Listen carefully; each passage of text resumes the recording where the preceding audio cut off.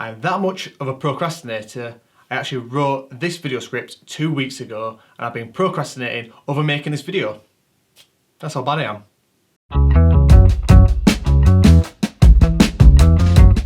Procrastination is the action of delaying or postponing something. If it's a fear of failure, excessive perfectionism, low energy levels, or a lack of focus, it will get us all from time to time. But today, right now, I'm going to share with you my experience with it, and I want to see if anything I say resonates with you. Well, it goes back to school and university. So what I would do is get a piece of work to do and a deadline to get it done by. On the dates given, I would get a plan together and think, right, this is what I'm going to do to make sure I hit that deadline and get it done with enough time. I'll think week 1, research, week 2 and 3, first draft, week 4, I'm going to proofread it, and week 5, I'll be ready to hand in for week 6. Easy, I thought, when actually, in reality, I did this.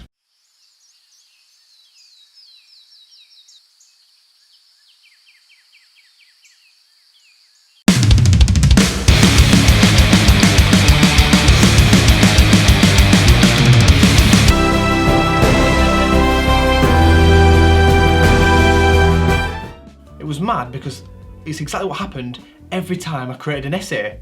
Even if I only had a 3-week deadline, I would take it easy during week 1, I'd act like I don't even have an essay to do. Play PlayStation, watch Netflix, everything's a normal Sunday would involve. And then it gets to week 2, and this is when I seriously started procrastinating. What I would do is I'd go sit down and try and get started.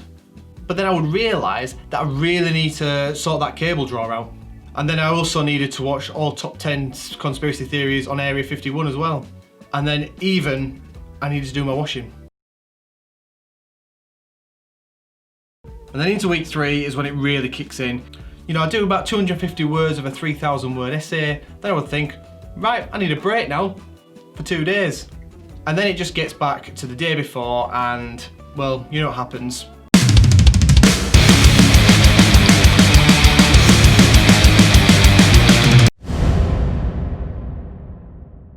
When you think about it, deadlines make you more productive. Without deadlines, you kind of don't get anything done.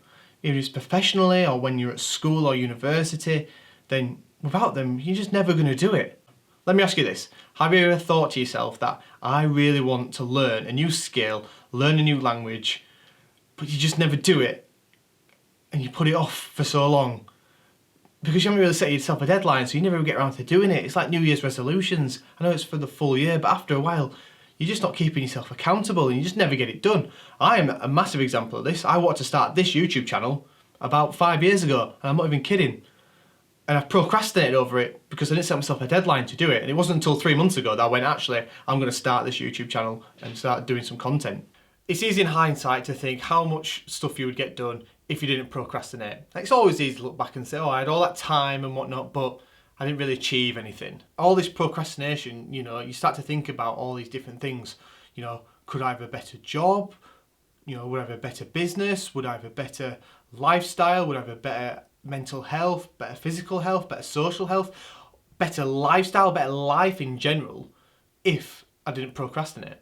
And it wasn't until a couple of years ago when I realised why I was procrastinating so much and what my actual psychology of it, on why I was being so unproductive at times and being so just a bit rubbish. That's the best way I can describe it, just being a bit rubbish. And I wanted to understand why my mind thought that certain things were a good idea and certain things are a bad idea, and actually knowing which one is which. So luckily I got recommended a book called The Chimp Paradox by Professor Steve Peters. And I'll share with you what I took away from that book and I applied to myself. Basically, there is human Alex and there's chimp Alex. So human Alex is the rational thinker. He's the one who wants to eat healthy food, knows to only watch one episode of Netflix a night, and wants to start that piece of work the day it's given.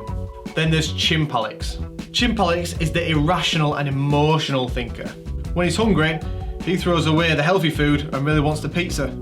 Wants to watch the whole series of Netflix in one night, and wants to play Call of Duty instead of doing that work. The big thing is that chimp Alex is stronger than the human Alex. Anything which is fun and simple, chimp Alex is all over. But when it comes to boring and complex tasks, which human Alex needs to do, the chimp Alex is having absolutely none of it. And really the only thing that stops chimp Alex from doing anything is deadlines. So you're probably thinking, Alex, how do you stop chimp Alex from ruining human Alex's life all the time. How can you just not be a chimp 24 hours a day? Well, I've said from the start of this video, like, I do have a big chimp. Like, I do procrastinate, and it's the chimp's fault, and I know it is. And these are the things I try and do to combat that. So what I do is I manage it. I treat it like I'm looking after a 5-year-old in my head. In my head, I know I need to get something done. Like, write a script out for this video. My chimp wants to play FIFA, but I need to start that work. So what I do is I treat him a bit like a child, and I say, right, if we start this piece of work and we do 500 words, then we can play FIFA for the rest of the day.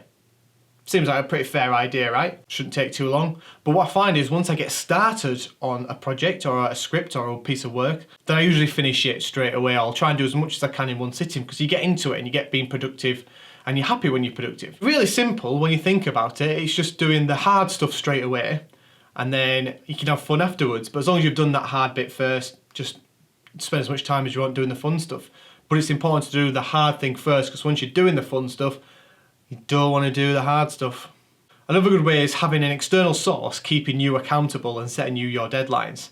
So if you've got like a New Year's resolution or you've got that skill or that thing you want to learn and want to get involved in, then tell someone about it and then say, do you mind keeping me accountable over it? Like I use Emma for everything. I'm always like, Emma, I'm going to do this. I'm going to do this video this week. Can you make sure I get it done? Or can you pester me until I get it done? And she usually does. And that's because she's the one keeping my chimp accountable and my procrastinating accountable to make sure I get things done and be productive. I'm more productive now than I ever have been. Doesn't mean I'm not lazy, I'm really lazy. I love to be lazy. Get my feet up on the sofa, get that Netflix on. You know, I'm a film geek, I love watching films. I love being lazy in general, but I'm still productive at the same time now and a lot more productive than I used to be. So tell me if you're a fellow procrastinator in the comments below and tell me your best techniques to getting over it. Or tell me, even better, what things do you do to procrastinate? Is it like do your washing or sorting out that cable drawer like I did? Literally hundreds of wires all interlinked, sorted them out, took me about 2 hours to do. Quite a waste of time. So cheers for listening and cheers for being my friend. Make sure you subscribe to the channel if you haven't. I would really appreciate you liking this video as well. And so what I'll do now is I'll see you next week. Unless I procrastinate over the next video, then it might be the week after. But I will make a video for next week. Because we are no longer full-time procrastinators. Come on, let's get it done. See you in a bit.